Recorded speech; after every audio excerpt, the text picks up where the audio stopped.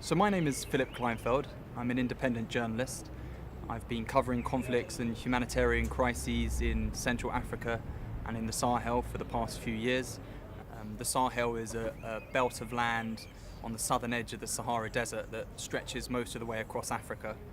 I started reporting there around July last year, and time-wise it's really dovetailed with this dramatic upswing in violence that we've seen by jihadist groups, by ethnic militias and by state security forces that has produced a level of civilian suffering, civilian casualties, generating mass displacement that has not really been seen before on quite such a scale in this region. So the crisis right now in the Sahel, in the West African part of the Sahel, is really critical. It's a crisis in the making, and it's getting worse. It's also a trend that the new Humanitarian has focused and highlighted in its 10 humanitarian crises and trends to watch in 2019. For a bit of context on where and when militant groups in the Sahel come from, some are homegrown movements, some are linked to Islamic State and Al-Qaeda.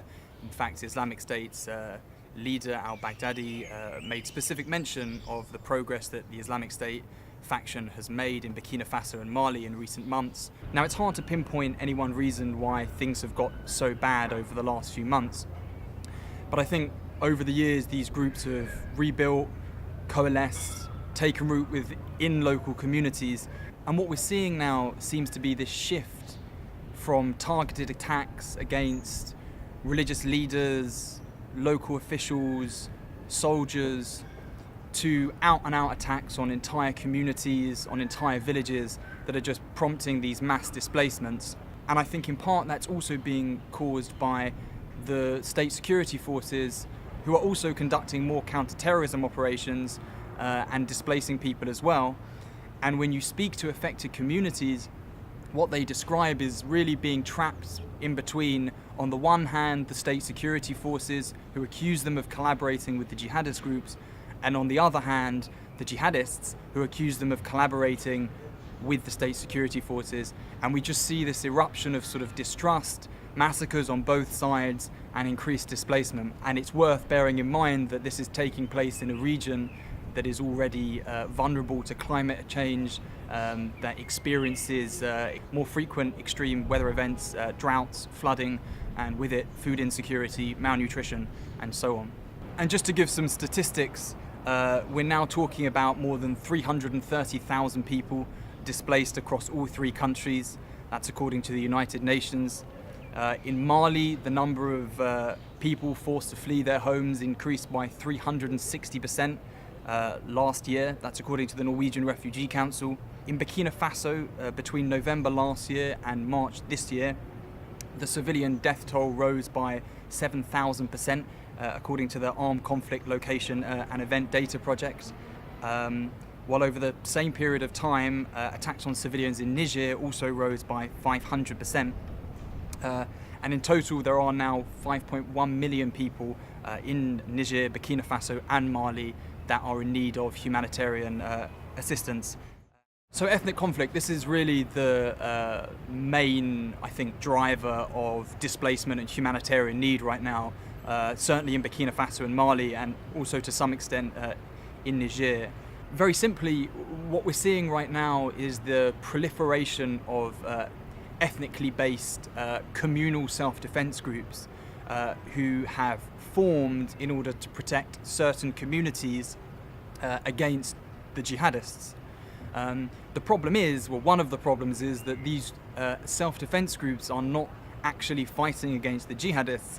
They are targeting civilians who they associate to be part of or working with the jihadists. Specifically, they are targeting civilians from the Fulani ethnic group. The Fulani are a traditionally nomadic, pastoralist herder community who have been targeted quite heavily for recruitment by jihadist groups, and that's because they are quite marginalized. Certainly in central Mali, they have lost a fair amount of political power over the years, and there is a sense that the central governments and also potentially development actors have not necessarily respected their pastoralist way of life. So what we're now seeing is essentially entire Fulani communities being stigmatized and attacked and collectively punished when the jihadists do something bad, or when the jihadists attack. In central Mali, we see the armed groups from the Fulani and Bambara communities fighting one another. We see armed groups from the Dogon and Fulani communities targeting and fighting one another. In Burkina Faso, we see armed groups from the Mossi community targeting the Fulani community.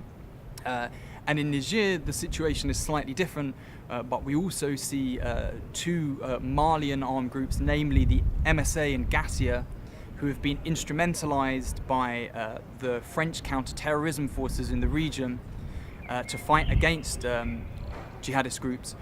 These Malian armed groups have moved across the border into Niger, and they are also now targeting Fulanis, again, who they associate with the jihadists.